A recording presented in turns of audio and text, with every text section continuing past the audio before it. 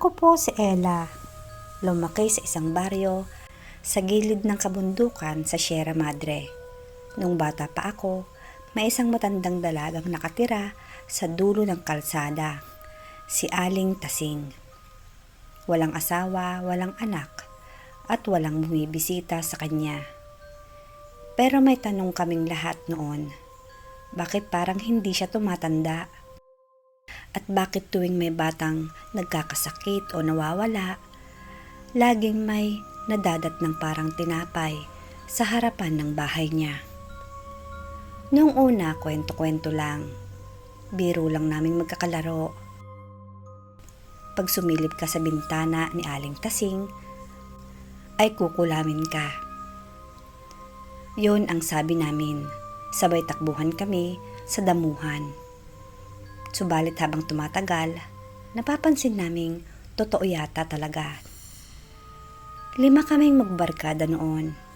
Ako, si Rico, si Tantan at si Mariel at si Lino. Lahat kami minsang naglaro malapit sa bakuran ni Aling Tasing. Wala naman kaming ginagawang masama. Tumalon lang kami sa kanal sa tabi ng bakod niya. Kinabukasan, si Rico ay nagsuka. Si Tantan naman, namaga ang mga mata. At si Mariel, hindi makalakad. At si Lino naman, ay nawawala. Hanggang ngayon, hindi na nakita. Ako lang ang walang nangyari. Pero may isang kakaibang bagay sa akin. Ako lang ang hindi kumain ng tinapay na inabot ni Aling Tasing. Nag-abot siya ng tinapay sa amin noon. Mainit pa raw at gawa niya. Mabango, matamis, parang may pulot gata. Ang sabi niya, kahit minsan lang, tikman niyo naman ang gawa ko. Ani Aling Tasing. Si Lino ang unang sumubo. Sinundan ni Rico, ni Mariel, at ni Tantan. Pero ako, itinago ko sa bulsa ko at itinapon pagkatalikod ng matanda. Ewan ko ba, may naaamoy akong kakaiba, parang gamot na sunog sa balat ng hayop. Ilang araw matapos noon, dinala ko ni Mama sa bahay ni Aling Tasing para iabot ang mga regalo mula sa simbahan. Pagkapasok namin sa loob, ang daming garapon.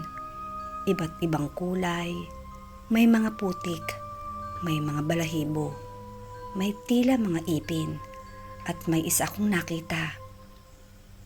Isang garapon na may papel, at ang nakasulat doon, sa 5 bata para tumagal ang buhay. Pag-alis namin ni Mama, napatingin ako sa kanya. Nakangiti si Aling Tasing ng nakakaloko. Subalit ang mga ngipin niya ay itim, mapurol, at ang dila niya manipis na mahaba at lumalabas nang hindi niya namamalayan. Lumipas ang mga taon, namatay si Mama. Lumuwas ako, pero ngayon bumalik ako sa aming baryo. Ang nakakagulat pa, nandoon pa rin si Aling Tasing. Ganon pa rin ang itsura. Parang hindi tumatanda ni isang araw. At sa tuwing may batang nawawala o may batang nagkakasakit, may panibagong garapon sa kanyang bintana at isang bagong tinapay sa may platito.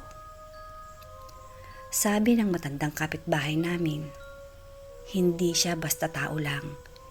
Isa siyang mangkukulam na may iniinom na buhay para manatiling buhay siya. At ang sikreto daw niya, may lason ang tinapay niya, hindi para pumatay, kundi para kuhanin ang kaluluwa. Minsan nakita ko siyang nakaupo sa may waiting shed. Pinapapak ang tinapay habang nakatitig sa mga estudyanteng dumadaan. Tapos, ibinubulong ang isang pangalan. Bata ulit ang susunod.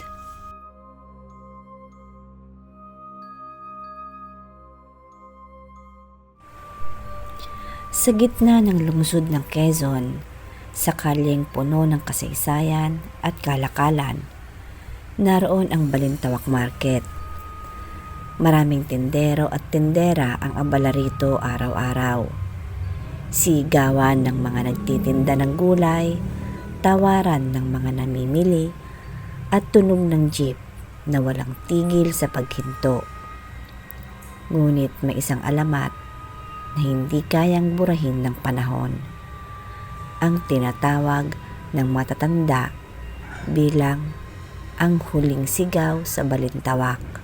Ayon sa kwento, tuwing hating gabi, kapag lahat ng tindahan ay sarado na at wala nang dumadaan, may maririnig na malakas na sigaw mula sa loob ng palengke. Hindi ito ordinaryong sigaw ng tao na humihingi ng tulong, kundi sigaw na parang halinghing, parang huling hininga ng isang nilalang na pinipilit pa ring mabuhay. Noong unang panahon daw, maraming sibilyan ang pinatay sa lugar na iyon. Isa sa mga pinakakinakatakutan ay ang isang ina na nagbenta ng lahat ng ari-arian para makabili ng pagkain sa palengke para sa kanyang anak. Ngunit nang mahuli siya ng mga sundalong Hapon, pinagbintangan siyang espiya. Pinatay siya mismo sa gitna ng palengke, sa harap ng maraming tao. At ang kanyang huling sigaw ay nagmarka sa buong lugar. Ang sabi pa ng matatanda, hindi daw nakatawid ang kaluluwa ng babaeng iyon. Nagbalik ito bilang isang anino. Aninong umiiyak at humihingi ng hustisya. Lumipas ang mga panahon at naging abala na ang Balintawak sa modernong buhay. Ngunit 3 kabataan ang nangahas. Sina Rico, Marvin at Ella ang nakarinig ng kwento mula sa kanilang guro sa kasaysayan. Dahil likas sila mapag-usisa, ay naisip nilang subukan kung totoo nga ba ang alamat. Kung gusto nyo ng views at followers, mag-live tayo sa Balintawak bandang 12:00 ng gabi. Ang biro ni Marvin. Siguraduhin mo lang na hindi tayo matutulad sa mga nawawala. Ang sagot naman ni Ella. Dala ang cellphone at tripod, ay pumasok sila sa palengke ng hating gabi. Tahimik ang kapaligiran. Ang mga mesa ng mga tindero'y nakabaliktad na at ang sahig ay basa pa ng tubig pero nalinis na. Ngunit kakaiba ang lamig na nararamdaman nila. Parang may nagbabantay. Habang naglalakad sila sa gitna ng palengke, biglang sumara ang malaking tarangkahan sa likod nila. Walang hangin ng mga oras na iyon at walang tao kundi sila lang. Pero kusa itong bumagsak. Guys, narinig niyo ba yon? Ang tanong ni Rico. At doon unang umalingaw-ngaw ang sigaw. Hindi ito normal na boses. Ito'y sabay na iyak, hinga at matinis na pagtili. Ang cellphone naman ni Marvin ay biglang nagloko. Nag-live ito ng kusa. Sa screen, hindi lang silang 3 ang nakikita. May isa pang itim na anino sa kanilang likuran. Nakatayo ito, nakayuko, parang nakatingin sa kanila ng matalim. Tumakbo sila, ngunit sa bawat kanto ng palengke, parang may multo ng mga taong pinatay noon. Mga tindera na walang ulo, Mga sundalong may duguan ang espada at ang isang bata na hawak-hawak ang laruan habang umiiyak. Nang akala nila'y nakalabas na sila, bigla silang napunta sa ibang bersyon ng palengke. Mas madilim na, mas puno ng dugo ang sahig at ang mga mesa ay punong-puno ng bangkay. Doon nila nakita ang babae, nakasuot ng lumang barot saya. Duguan ang bibig nito at wala ng mga mata. Siya ang ina. "Ibalik niyo ang anak ko," bulong nito habang dahan-dahang lumalapit sa kanila. Si Ella ang unang nakaramdam ng kakaiba. May batang sumulpot at humawak sa kanyang kamay. Maliit, malamig at nanginginig. "Nanay ko, nasaan?" tanong ng bata. Doon nila naunawaan.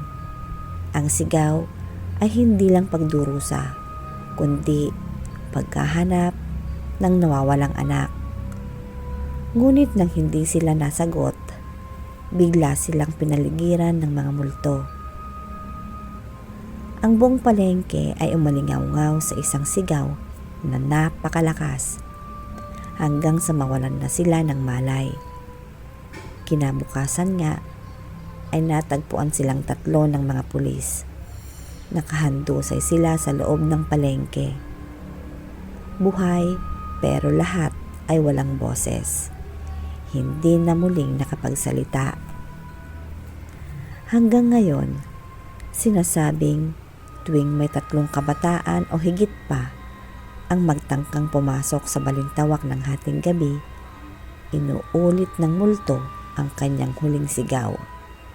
Walang sino mang nakakatagal. Kaya ang mga matatanda ay paulit-ulit ang kanilang paalala sa mga kabataan. Huwag kayong papasok sa balintawak sa hating gabi. Dahil kapag narinig mo ang huling sigaw, hindi ka na makakalabas ng buo. Kung kayo ang nasa sitwasyon ni Rico, Marvin at Ella, tatapusin niyo ba ang pagla-live o tatakbo na lang kayo agad? Naniniwala pa ba kayo na may lugar sa Maynila na binabantayan pa rin ng mga kaluluwang hindi matahimik?